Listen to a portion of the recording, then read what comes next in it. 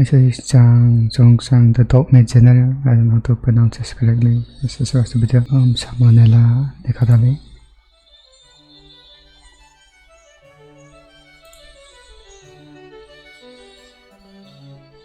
Hey kids, today I've got another character study for you all, a man known as Zhang Zongchang. In He's some Chinese general or something. in the Shandong region of China. His father was a head shaver, not a barber mind you. If a head shaver's a barber, then a ditch digger's an architect. He also moonlit as an alcoholic. His mom, meanwhile, was a literal practicing witch and exorcist, already a recipe for success. Zhang joined a group of roving bandits at age 20 right around the Shanghai Revolution, where the Qing dynasty was overthrown and the Republic of China was established. But in 1916, the kidneys of the nation's widely disliked monarchist leader done shat the bed, causing a power vacuum that ultimately led to what is known as the warlord era of the Republic. During this time, different regions of China were constantly shifting hands between a collection of separate military groups, all of whom were ruthless both to each other and to the people they ruled over. And through charisma, favors to the right people, and a keen sense of military pragmatism, our humble highwayman soon came to be one of these warlords. Now, Zhang was quite skilled at animations. After the Russian Civil War, he recruited thousands of fleeing white Russians, not beverages, but Bolshevik butchers, which bolstered his battalions and brought big bonuses to his Can you stop animation there? efficient use of armored trains, which proved to be highly cost-effective at transporting large amounts of troops and supplies. But that's not what you people care about. You want some clownage. Well, rest assured, Zhang was quite the character. Now, we all know the age-old debate between positive and negative reinforcement. On the one hand, if you treat people well, you'll probably get the same treatment back later down the line. But on the other hand, nobody's ever taught a tiger to jump through flaming hoops with just pets and temptations. On the hands. That's because, well, yeah, it is. Circuses are fucking evil. But like all great leaders, Zhang knew how to appropriately apply both the carrot and the stick. As an example of the former, he defeated the forces of enemy General Wu Peifu largely by convincing members of his army to defect, with the promise that they could keep their original rank after switching sides, which he fulfilled. But then he was like, yeah, I don't know if my loyal men would be too happy about being outranked by strangers. Well, only one solution here. All my guys are ranking up. Problem was, so many officers were promoted that Zhang literally ran out of gold and silver to make new insignias. He was like,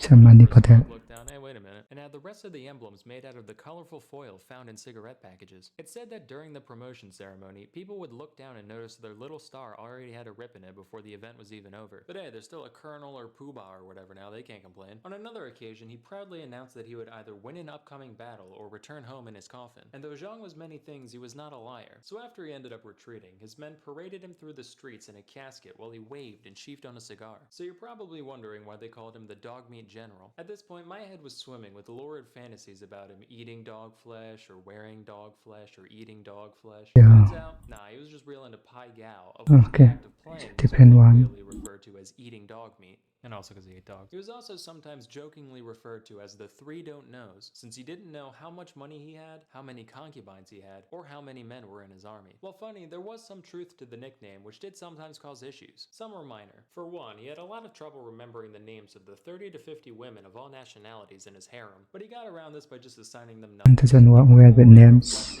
27 makes a killer quiche. Watch out for 14, she's a biter, and so forth. Other times, things got a little more dire. Later in his career, military governor of the province of Shandong, and while the warlord life suited him, domestic affairs were another story. Rampant human rights violations aside, the whole thing was just way poorly managed. For example, while Zhang did collect taxes on everything from theater performances to tobacco examination licenses, relatively little of his extortions went towards his war efforts or anything practical, with most of it being funneled into vanity projects and his own personal riches. So how did he fund his army? Well, for those playing at home, it's time to take a shot, because Zhang printed tens of millions of dollars worth of paper money in the form of military stamps.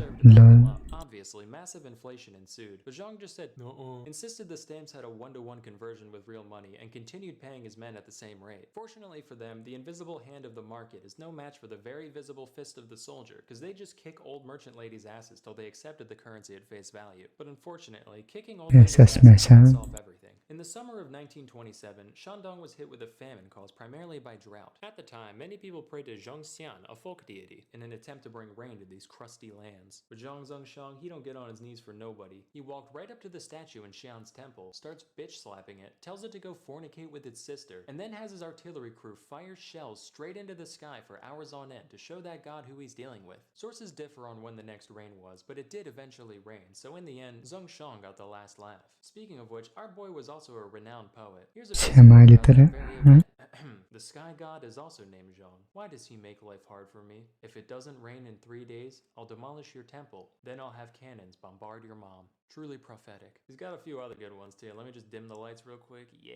This one's called Visiting Mount Tai. From afar, Mount Tai looks blackish. This in what, 1900s? If you flipped it upside down, it would be narrow at the bottom and wide on top. I like that one a lot because it's like he heard about metaphors without realizing they're supposed to have a second meaning. This one's titled Poem About Bastards. You tell me to do this. What is he even saying? You are all bastards. Go fuck your mother.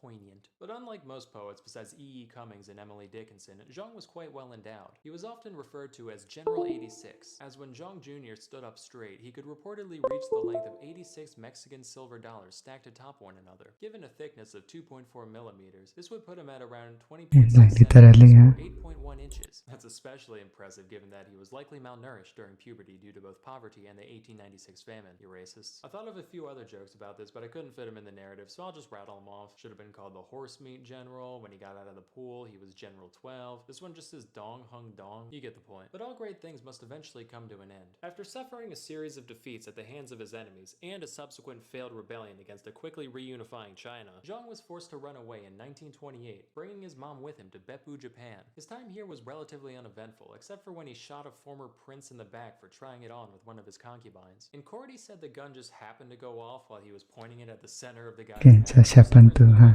Nothing suspicious here. Gave him the choice between 15 days in prison or a $150 fine. He chose That's the latter. it. Zhang's story finally came to an end in 1932 when he went back to Shandong not as a conqueror but as a visitor. Unfortunately, it seems it takes people more than 4 years to get over murder because he was unceremoniously assassinated by the nephew of an officer that he had executed. All in all, Zhang left behind quite a strange legacy. Given the litany of horrible crimes that I've seen They got assassinated. he's generally regarded as the stinkiest stain of an already messy portion of the tapestry that is Chinese history. The only remaining question is if one can truly separate the art from the artist. During his rule, Time magazine described him as China's basest warlord. I'll let you decide whether or not DE. That's all for today. Till next time, I'm Samonella, and I'm hiding in your fridge. Actually, we could be doing research quite a bit and turn into a joke. It's anyway entertaining video, I guess. These nicknames are actually crazy.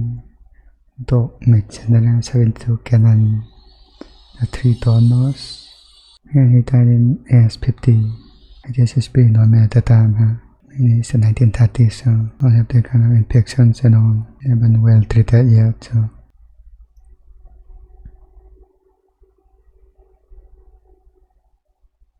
I guess I was right that he's a general.